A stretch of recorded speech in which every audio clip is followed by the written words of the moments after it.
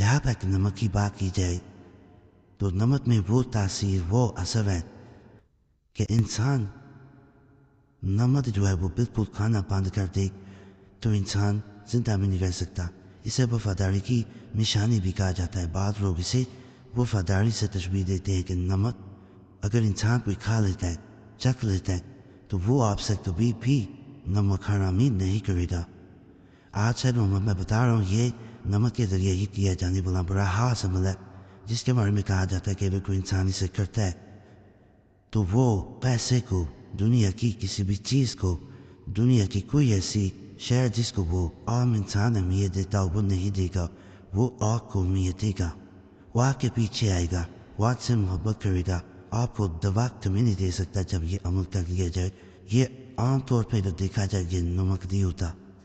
جب آپ اس پہ دم کر دیتے ہیں، دم کرنے کے بعد اس کو جیسے ہی اپنے منہ میں رکھا جاتا ہے، وہ جیسے طریقہ بتایا جائے ویسے کیا جاتا ہے، تو یہ دوسرے انسان کا ہاتھ آپ کے ہاتھ میں دے دیتا ہے اور وہ ہاتھ کبھی چڑھا نہیں پاتا۔ ایسا عمل ہے یہ آپ نے عام طور پہ دیکھا ہوگا کہ جیسے ہی انسان نمک کو کسی مشروب میں ڈال دیتا ہے اور اس مشروب کو اگر انسان پیتا ہے یا کوئی نمک زیادہ والی چیز انسان کھا لیتا ہے تو اس کا بلڈ پریشر بھی بڑھنا شروع ہو جائے گا۔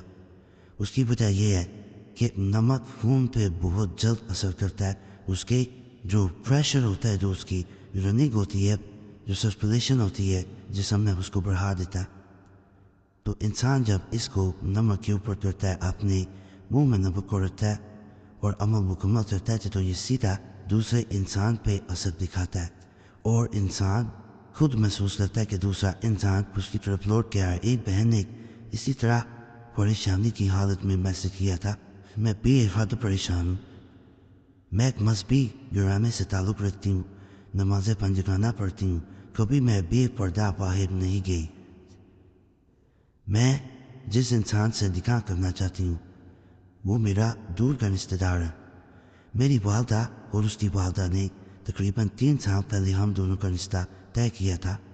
وقت گزرتا گیا، وہ انسان آہستہ آہستہ فون کے ذریعے مجھ سے بات کرنے لگا۔ میں نے آج سے قبل کسی انسان سے، کسی مرد سے فون پہ بات نہ کی تھی۔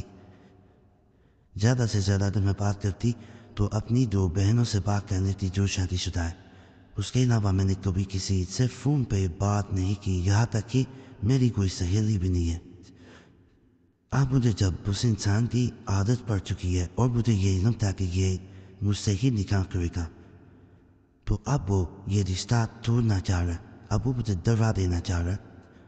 میں چاہتی ہوں کہ وہ رشتہ کسی صورت نہ ٹوٹے۔ میں نے آج سے پہلے کسی اور انسان کے بارے میں کبھی نہیں سوچا۔ میں نے اس کے لیے بہت دعائیں کی ہیں، اسے بہت رب سے مانگا، لیکن ابھی تک نہ میرا کوئی وظیفہ کام آیا، نہ میری دعائیں قبول ہوئی۔ آپ سے میں یہی گزارش کرتی ہوں، مجھے کوئی ایسا عمل بتائیں جس کو کرنے سے وہ انسان مجھے چھوڑ نہ پائے۔ وہ اگر چاہے بھی مجھے چھوڑنا تو اس کا بس نہ چل پائے۔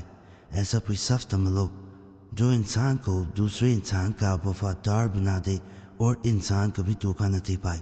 تو آج کا جو میں عمل بتا رہا ہوں، یہ شادی شدہ بھی اگر میاں بیوی کر لیتے ہیں، بیوی شوہر کے لیے، شوہر بیوی کے لیے، یا محبوب کے لیے، یا کسی اور انسان کے لیے، تو کسی انسان کے لیے بھی آپ کرتے ہیں، وہ آپ کو کبھی بھی زندگی میں دوا نہیں دے پائے گا، وہ ہاتھ ہی نہیں آپ سے چھڑا پائے گا۔